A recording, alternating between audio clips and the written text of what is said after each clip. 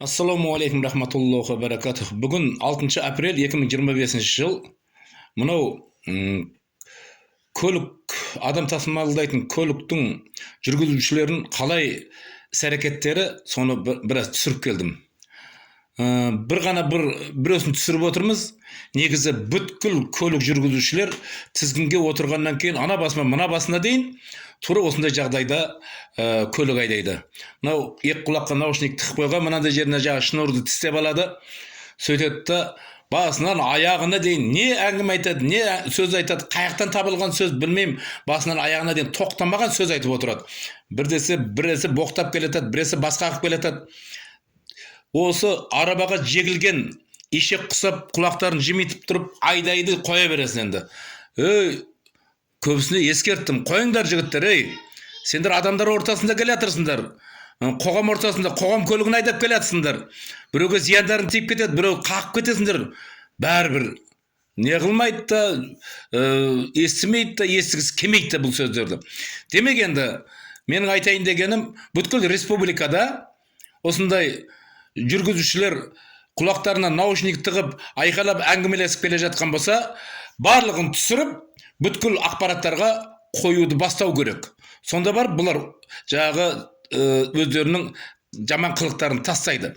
Бұл жаман қылық дегенім осы жағы арбаға жегіп қойған ешек құсап құлақтарын жымитып алып, светофорға да қарамайды, пешеходқа да қарамайды. Міне Алматыда көрдіңіздер, кішкентай бір қызды шешесінің көзінше, анасының көзінше басып кетті.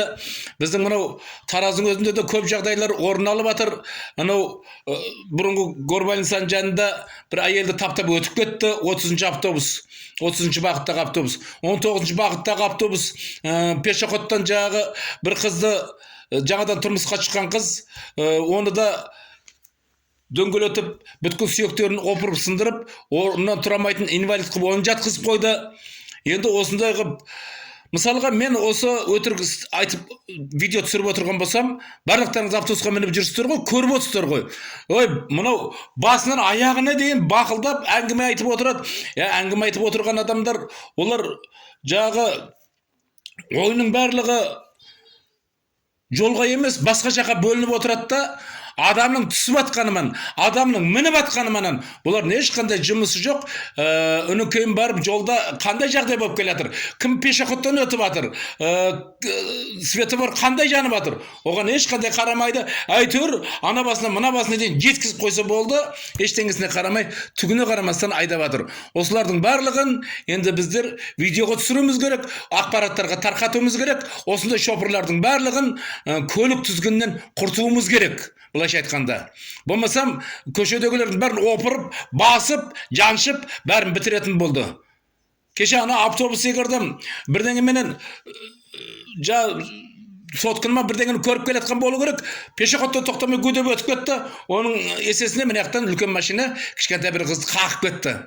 Міне біздің Таразда осындай жолдар көп орын алып жатыр, жағдайлар орын алып жатыр. Сондықтан бұл жаңа көлік тізгіндеушілерді, адам тасымалдайтын көлік тізгіндеушілерді бүткіл республикада видеоға түсіріп, бұларды жағы ақпараттарға қою керек. Сонда барып бұлар тоқтатады жағы көлік тізгінде келе жатып, әңгімелесуді, көлік тізгінде келе жатып, сотовый телефонды шұқылауды. Қазір мен 12-ші бағыттағы автобусты түсірдім. Сотовый телефон шұқылап келе жатыр да. Светофорға тақтады, онда да шұқылап келе жатыр. Кейін бақылдап әңгіме айтып келе жатыр. Мінекей осынысын мен түсіріп, қазір осы видеома тіркеп қоямын.